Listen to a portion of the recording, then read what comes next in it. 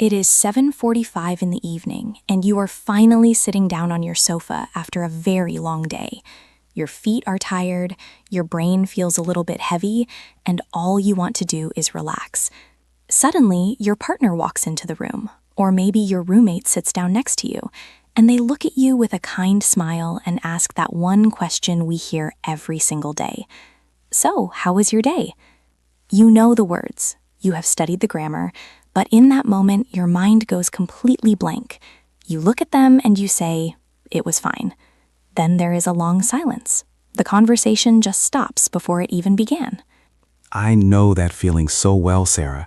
It is like there is a wall between what I want to say and the words that actually come out of my mouth.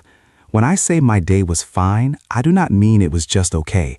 I mean that I am too tired to find the right English words to explain all the small things that happened. It feels like a missed opportunity to actually connect with the person I'm talking to. You are exactly right, Tom. That word fine is a conversation killer. It is safe and it is grammatically correct, but it does not tell a story. It does not give the other person anything to hold on to. If you want to move from an A2 level, where you just survive a conversation, to a B1 level, where you actually enjoy a conversation, you need a better strategy. Today, we are going to give you that strategy. It is called the high-low framework. It is a simple way to take all the complicated things that happened in your day and turn them into a clear, natural story in English. If you want to stop feeling like a textbook and start feeling like yourself when you speak, make sure you hit that subscribe button right now. We release new lessons every week to help you talk about your real life, not just repeat boring grammar exercises. I am ready for this, Sarah. The high-low framework sounds like something I can actually remember, even when I am tired at the end of the day. So where do we start? We start with the high. In this framework, a high is one positive thing that happened. It does not have to be a huge victory, like winning the lottery or getting a massive promotion. In fact, for a natural conversation, it's actually better if it's a tiny win. Maybe you found a new coffee shop that has the perfect espresso. Maybe you finally finished a report that has been on your desk for 3 days. Or maybe you just saw a beautiful sunset on your way home. To share a high, we need specific language that shows emotion. That makes sense. Usually I just say I had a good lunch, but that feels very basic. How can I make it sound more like a highlight? Instead of saying it was good, try using the phrase, "The highlight of my day was." Let's practice that together. The highlight of my day was. When you use the word highlight, you're telling the listener that out of all the hours in your day, this was the best part. It helps them focus. Let's look at a work example. You could say, "The highlight of my day was finally clearing my inbox." It sounds much more professional and satisfying than saying, "I finished my emails." Tom, try saying that phrase, and imagine that feeling of relief when your inbox is empty. The highlight of my day was finally clearing my inbox. You're right, that feels much more natural. It sounds like I am sharing a little success with you. What if the highlight was something more social? Great question. If you enjoyed a moment with someone else, you can use the phrase, "It was such a relief to." For example, if you had a stressful morning but a nice lunch with a friend, you could say, "It was such a relief to catch up with Mark at lunchtime." This phrase, "it was such a relief," tells the listener about your feelings. It tells them that you were stressed before, but the lunch made you feel better. This is how you build a connection. You are sharing your inner world, not just a list of events. Let's try another one for our students or office workers. Try this. "I finally managed to get my head around that new project." I finally managed to get my head around that new project. That is a great idiom. To get my head around something, it means to finally understand something difficult, right? Exactly. Using small idioms like that makes you sound much more fluent.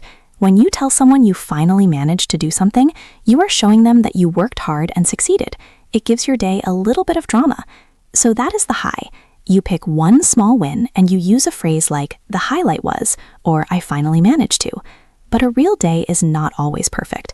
If you only talk about the good things, you might sound like you are bragging, or you might not be telling the whole truth. That is why we need the low. The low sounds difficult because I don't want to sound like I am complaining all the time. I don't want people to think I am a negative person. How do I talk about a bad part of my day without sounding miserable? That is a very common fear for English learners. The secret is to use language that describes the situation as a challenge or a busy moment, rather than just saying everything was bad. We use words like whirlwind, hectic, or a bit of a struggle. These words are perfect for B1 learners because they show nuance. Instead of saying, my morning was bad, you can say, my morning was a bit of a whirlwind. A whirlwind is a small storm that moves very fast. So when you say your morning was a whirlwind, you are saying it was very fast, very busy, and maybe a little bit crazy, but not necessarily a disaster. A bit of a whirlwind. I love that. It sounds much more descriptive. I can imagine myself running from one meeting to another. What about if I made a mistake or if something was just really difficult? Then you can use the phrase, I was really struggling with. This is a very honest and human way to speak. If you say, I was really struggling with the new software today, the other person will feel empathy for you. They might even say, oh, I hate that software too. Now you have a real conversation happening. You aren't just a robot saying, the software is difficult. You are a person sharing a struggle. Another great phrase for a low is, things got a little bit hectic. This is a very common way to describe a busy office or a busy home with children. It means things were slightly out of control, but you survived. Let's practice that. Things got a little bit hectic this afternoon. Things got a little bit hectic this afternoon. I can use that for when the kids are shouting and the dinner is burning at the same time. It sounds like a story already. It really does. Now we have the high and we have the low. But if you just say them one after the other, it might sound a bit jumpy. We need the glue. The glue consists of connector words that link your high and your low together. This is what creates the structure of a story. One of the most useful connectors for this is having said that. You use this when you want to show a contrast. For example, you could start with your low and then move to your high. You could say, my morning was a bit of a whirlwind because of all the meetings. Having said that, I finally managed to finish that report in the afternoon. Having said that, it is like a bridge between the bad part and the good part. It tells the listener that the day changed for the better. What if I want to start with the good news first? Then you can use the connector on the flip side. This is a casual, natural way to say on the other hand. You could say, the highlight of my day was getting a compliment from my boss. On the flip side, the commute home was a total nightmare because the trains were delayed. Using the phrase a total nightmare is a very common way for native speakers to talk about traffic or public transport. It adds a little bit of personality to your low. On the flip side, the commute home was a total nightmare. I can hear people saying that in every office in London or New York. It sounds so much more authentic than saying the train was late. I am starting to see how these pieces fit together. We have the high, the low, and the glue. But Sarah, sometimes I am so tired that I just want to finish the conversation quickly. How do I wrap it all up? That is the final piece of the high-low framework. We call it the wrap-up. This is where you summarize your feeling about the day, and then most importantly, you flip the question back to the other person. You can say something like, so it was a bit of a mixed bag, really. A mixed bag means a day that had both good and bad parts. It's a perfect summary. And then you ask, how about you? Did anything interesting happen in your world? By asking that, you show that you are a good listener. You have shared your story, and now you are inviting them to share theirs. It was a bit of a mixed bag. I am going to use that all the time. It's such a useful phrase. So can we try to put it all together into a full conversation? I want to see how it sounds from beginning to end. Let's do it. I will play the part of the friend asking the question, and you try to use the high-low framework. Don't worry about being perfect. Just try to use one phrase for the high, one for the low, and one connector. Ready? So Tom, how was your day today? Well, it was a bit of a mixed bag, honestly. My morning was a bit of a whirlwind because we had a surprise inspection at the office, and everyone was panicking. Having said that, the highlight of my day was having lunch at that new Italian place down the street. The pasta was amazing, and it was such a relief to just sit down and relax for an hour. How about you, Sarah? How was your day? That was perfect, Tom. You went from an A1 level response to a B1 level response in just a few sentences. You told me about your stress, you told me about your success, and you told me about your feelings. I felt like I was right there with you in that Italian restaurant. Notice how much more interesting that was than just saying, my day was fine. It felt better to say, too. I felt like I was actually talking about my life. But I noticed something when I was speaking. I struggled a bit with the pronunciation of whirlwind. It is a tricky word with that W and the R together. Can we look at some of the pronunciation for these key phrases? Because I want to make sure I sound clear when I use them. Absolutely. Clear pronunciation is just as important as the right words. Let's look at whirlwind. The secret is to not overthink the R. Try to focus on the W sounds. Whirlwind. Your lips should be round for the W. Whirl. And then a short, sharp wind. Whirlwind. Try it again. Whirlwind. That is better. I was trying to say the R too strongly before. Much better. Now let's look at manage to. A lot of learners say managed to with a very strong D sound at the end of managed. But in natural speech, that D almost disappears into the T of the word to. It sounds like one word, manage to. I finally managed to finish. Try to say it smoothly like a slide. I finally managed to finish. Oh, that is much easier to say quickly. I finally managed to finish. Perfect. And one more, the phrase highlight of my day. In English, we often link words together when one ends in a consonant and the next starts with a vowel. So highlight of sounds like highlight of my day. It flows like a single stream of water. Highlight of my day. Highlight of my day. I can hear the rhythm now. It is like music. When I say it like that, I feel more confident already. Confidence comes from having a plan. When you know you are going to use the high-low framework, you don't have to worry about what to say. You just have to find your two little stories. Let's practice another scenario. Imagine you are a student and you had a very long day of lectures. Your low might be a difficult exam, and your high might be seeing a friend afterwards. Tom, give it a try. Okay, let's see. To be honest, I am running on empty. I was really struggling with my statistics exam this morning. It was much harder than I expected. On the flip side, I finally managed to find that book I needed in the library, which was a huge relief. So it was a long day, but successful in the end. What about you? Did you have a busy one? Wow, Tom, you even added a new phrase there. I am running on empty. That is a fantastic way to say you have no energy left. It is a very natural idiom that native speakers use all the time when they are exhausted. You are really getting the hang of this. Thank you, Sarah. I am starting to realize that talking about my day isn't about describing every single minute from the moment I woke up until now. It's about choosing the peaks and the valleys, the high points and the low points. That is the secret of good conversation in any language. Nobody wants to hear a list of your routine. They don't need to know that you brushed your teeth at 7:05 and had toast at 7:15. They want to know how you felt and what surprised you. This is why the high-low framework is so powerful for A2 and B1 learners. It filters out the boring stuff and keeps the interesting stuff. Now, I want to talk about why this is especially important for the people watching this channel.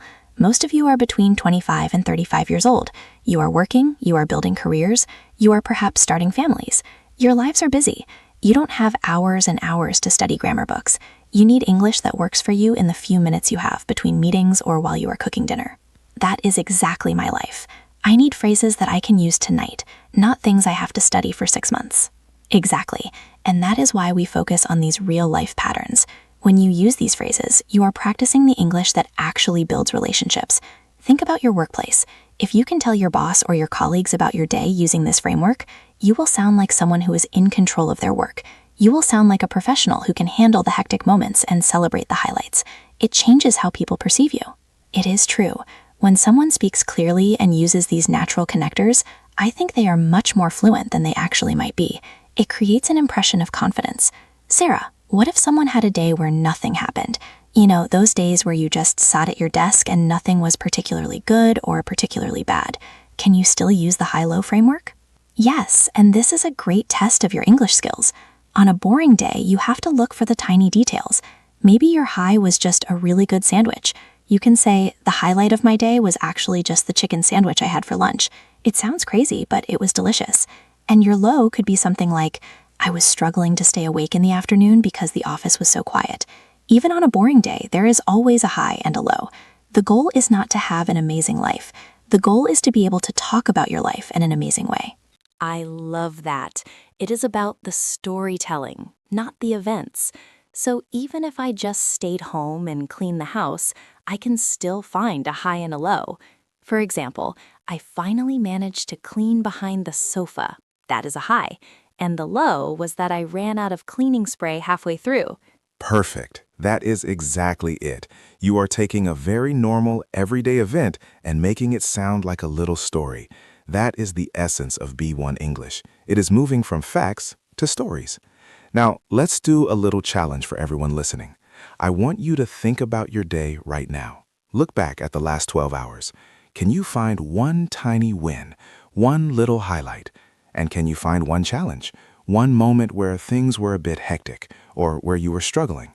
Once you have them, try to put them into the high-low framework. While they are doing that, let's give them some more phrases they can use for the low, because I think that is the part people find the hardest. Sometimes I feel like a bit of a whirlwind is too positive. What if I am just really tired or frustrated? If you are frustrated, you can say, "It was one of those days." This is a very common idiomatic expression. When you say, "It was just one of those days," everyone knows what you mean. It means things kept going wrong, but in a small, annoying way. Like you dropped your keys, and then you missed the bus, and then you forgot your umbrella. It was just one of those days. Another one is, "I've had a lot on my plate." This means you have been very busy with many different tasks. It is a very professional way to say you are stressed. If you say to a colleague, "I've had quite a lot on my plate today," they will understand that you are working hard and you might be a bit tired. I've had a lot on my plate. I like that one. It sounds like I am a very important and busy person.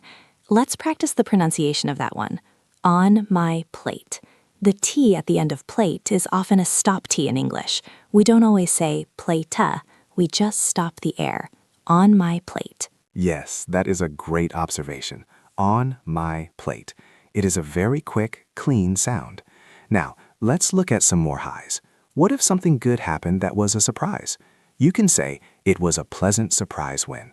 For example, "It was a pleasant surprise when my friend called me out of the blue." Out of the blue is another great idiom that means unexpectedly. So you are combining a natural phrase with a great idiom. It was a pleasant surprise when she called me out of the blue. My notebook is getting full of these. This is so much better than the lists of vocabulary I used to memorize in school. These are things I can actually hear myself saying. Sarah, we have talked about the high, the low, the glue, and the wrap-up. We have talked about pronunciation and idioms. I feel like I have a complete toolkit now. But I have one more question. What if I'm talking to my boss? Do I still use the high-low framework with a manager? Yes, but you might choose different topics. With a boss, your high should be related to a result or a success in your work. I finally managed to resolve that issue with the client. And your low should be about a professional challenge you are working on. Things were a bit hectic this morning with the new system, but I am getting used to it. This shows your boss that you are honest about challenges, but focused on solutions. It is a very mature way to communicate. The framework stays the same, you just change the ingredients. That is very helpful. It makes the framework very flexible. I can use it with my wife, I can use it with my boss, and I can use it with a stranger at a party. It's like a multi-tool for my English. That is exactly what we want to give you here at Talk About It in English. We want to give you tools that you can carry with you everywhere. Before we finish today, let's do one more big practice session. We are going to do a long shadowing exercise. I am going to say a full high-low story, and I want you and everyone listening at home or on the bus to repeat after me. I will leave a space for you to speak. We will do it in 3 parts. Part 1 is the low, Part 2 is the glue and the high, Part 3 is the wrap-up. Tom, are you going to join in? I am definitely joining in. I need to get these phrases into my muscle memory. Great. Let's start with Part 1, the low. To be honest, my morning was a bit of a whirlwind. I was really struggling with the technical issues in our meeting. Now you try. To be honest, my morning was a bit of a whirlwind. I was really struggling with the technical issues in our meeting. Excellent. Now Part 2, the glue and the high. Having said that, the highlight of my day was finally getting the approval for my new project. It was such a relief to know we can move forward. Now you. Having said that, the highlight of my day was finally getting the approval for my new project. It was such a relief to know we can move forward. Fantastic. Now, Part 3, the wrap-up. So it was a bit of a mixed bag, but I am ending the day on a high note. How about you? How was your day? So it was a bit of a mixed bag, but I am ending the day on a high note. How about you? How was your day? Look at that.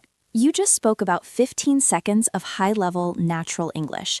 If you can do that, you can handle almost any social situation. The key is to keep these phrases in your mouth, not just in your head. That is why we do these shadowing exercises. Your mouth needs to learn the movements of the words just like your brain learns the meaning. I can feel my mouth working hard. It is like a workout for my speaking muscles. I feel much more fluent when I don't have to stop and think about every single word. I just have the phrases ready to go. That is the goal. We want these phrases to become automatic for you. We want them to be like your favorite pair of shoes, comfortable and easy to put on. As you go through your week, I want you to listen for these phrases. If you watch English movies or listen to podcasts, you will hear native speakers using these patterns all the time. They might not call it the high-low framework, but this is how they communicate naturally. I am definitely going to keep an ear out for them. Sarah, this has been so helpful. I feel like I have moved past that wall of just saying fine. I actually feel excited to talk about my day tonight when I get home. That makes me so happy to hear, Tom. And that is the perfect place for us to wrap things up. Remember, progress in English doesn't happen by studying grammar for 5 hours on a Saturday. It happens in these small moments. It happens when you decide to use one new phrase instead of an old, boring one. It happens when you try the high-low framework, even when you're tired. You are making real progress, one topic at a time. If you found this lesson helpful, please give us a like and share it with a friend who is also trying to improve their English. It really helps us to reach more learners just like you. And don't forget to subscribe so you don't miss our next lesson. We are here every week to help you build the confidence you need to talk about your real life. I'm going to go home now and practice my high-low story for my roommate. That is a great plan. Before you go, everyone, here is your challenge for today. In the comments below, I want you to write your high-low story for today. Tell us one highlight and one challenge you had and use one of the connectors we learned. We will read them and give you some feedback. It is the best way to make sure the lesson stays in your head. I can't wait to read those stories. It is always so interesting to hear about the real lives of our listeners from all over the world. It really is. Thank you for joining us today on Talk About It in English. You have done a great job today. Now go out there, stop saying fine, and start sharing your real life. We will see you in the next episode. See you next time. Keep practicing. Actually, Tom, I just thought of one more thing. For our listeners who are preparing for exams like the IELTS or the TOEFL, this framework is also amazing for the speaking section. When the examiner asks you a general question about your life or your routine, using the high-low framework shows that you have a range of vocabulary and that you can structure your thoughts logically. It is a great way to get a higher score because it sounds so much more natural than the memorized answers many students give. It is so simple when you break it down like that. 4 steps. High, low, glue, wrap up. I've got it. I know you have. And to everyone listening, you've got it too. Speaking English is not about being perfect. It is about being present. It is about showing it up and sharing who you are. Every time you use a new phrase, you are opening a door to a new connection. So keep going. We are so proud of the work you are doing. Absolutely. The journey of 1,000 miles starts with a single step, or in this case, a single high and a single low. We believe in you. Have a wonderful morning, afternoon, or evening, wherever you are in the world. We hope your day is more than just fine. We hope it is full of highlights and that you have the words to talk about all of them. Goodbye for now. Goodbye. See you soon. Actually, Tom, I just thought of one more thing. For our listeners who are preparing for exams like the IELTS or the TOEFL, this framework is also amazing for the speaking section. When the examiner asks you a general question about your life or your routine, using the high-low framework shows that you have a range of vocabulary and that you can structure your thoughts logically. It is a great way to get a higher score because it sounds so much more natural than the memorized answers many students give. It is so simple when you break it down like that. 4 steps. High, low, glue, wrap up. I've got it. I know you have. And to everyone listening, you've got it too. Speaking English is not about being perfect. It is about being present. It is about showing up and sharing who you are. Every time you use a new phrase, you are opening a door to a new connection. So keep going. We are so proud of the work you are doing. That is a brilliant point, Sarah. It really is a universal tool, whether it is for a high-stakes exam or just a chat with a friend. The principles of good communication stay the same.